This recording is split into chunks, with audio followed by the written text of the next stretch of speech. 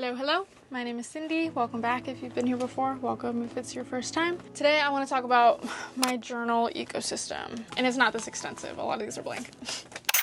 What got me into journaling are these two notebooks right here. This really raggedy one, I would save her in a fire. I first started journaling and I've been journaling inconsistently in my life since I was, 13?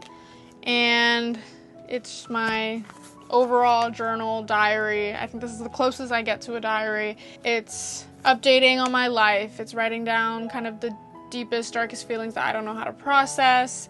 It's retelling of drama at the time. Most of this is filled out, and I speak in the past tense because most of this was between 2016 and 2021 is when I finished this. And then I moved on to this one. I used to write poetry. I still do sometimes, I guess, but not so much in here. But this is where all the things were, all my thoughts. And it was probably my most raw form of journaling. This is my affirmations notebook. When I first started this, I strictly made myself be positive in it. Where I write affirmations, I hyperbolically only let myself be positive and manifest the best, and So yeah, this is in this fun little notebook, which has a really corny cover that I got as a gift, I think in middle school. And it says, love the life you live the life you love. And I just wanted it to be a hub of like pure gratitude and joy and light and all good things. And I was looking through this today, and I haven't written it in a long time because I actually forgot it existed, so I'm gonna get back to it. I'm doing pretty well, and so to kind of flip to random pages and see that things that I was essentially lying to myself about and just convincing myself was real, to actually feel those ways now is really sweet. So I want to kind of keep that going. So this is my planner.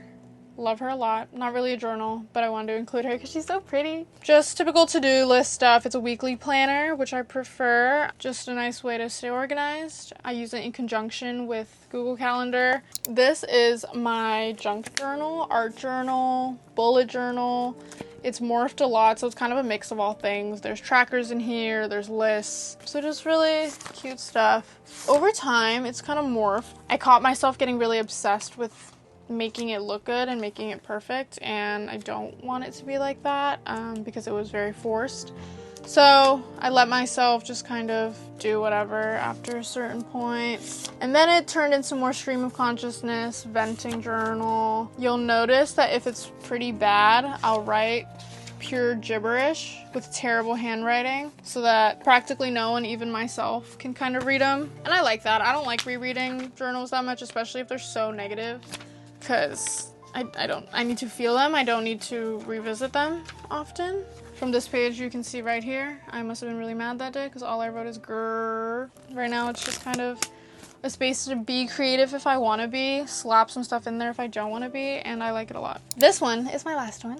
It's a tiny little moleskin, I believe. I don't know if it's moleskin, actually. This one I have had since I was maybe 9 years old. I ripped out the first pages. I've written something, hated it, ripped it out a million times, that now the spine is completely gapped, is completely peeled.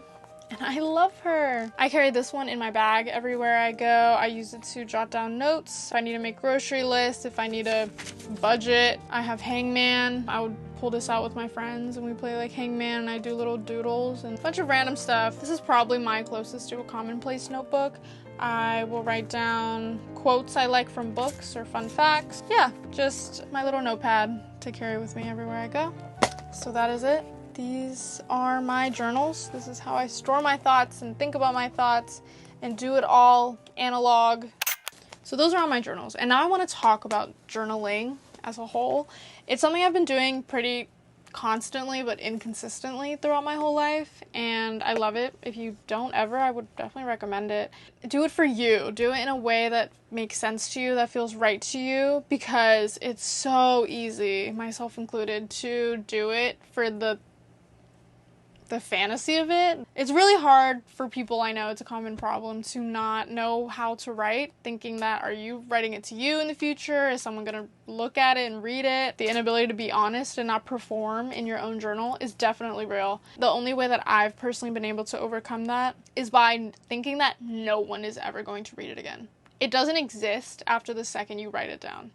It goes from your brain onto the paper, and then it's gone. And it's not actually gone, because if one day you decide you want to look back on it, you can, But truthfully, I don't that often. I enjoy the process of sitting there and being present and writing whatever it is I'm writing, and then I usually don't ever look at it again. And I think it's that act that is beneficial for a lot of people. So if you're someone who has a lot of difficulty journaling, one, it's okay. Don't feel bad. It's definitely weird to just sit there and think and then do it in a writing form, but it's definitely a good way to slow down, process, and be present. And with the rise of Louise Carmen's and Paper Republic journals and other leather portfolios or traveler's notebooks, I want one so badly, and I'm not gonna get one. It's not worth it for me right now. I don't need it. But I'm excited to dive into these ones. This one I've actually had forever. I got these two together when I was really young, and it's honestly disgusting. But this one I just found, and I had apparently gotten it when I don't remember. If you're looking for journal ideas, make a list journal. You can have a dream journal. You can have a budget tracker, kind of functional journal. You can write stories. You can start writing a book. You can write poetry. You can log texts that you like. You can log books and songs and movies and quotes and affirmations that you like. You can write letters to yourself to read 1 year, 5 years, 10 years from now. I don't know, you can do anything.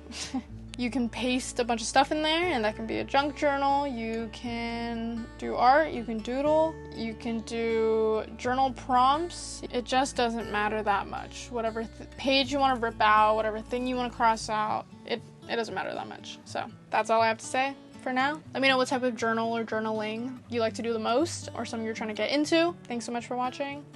Take care of yourself. Maybe through journaling, maybe not. Have a great day. See ya.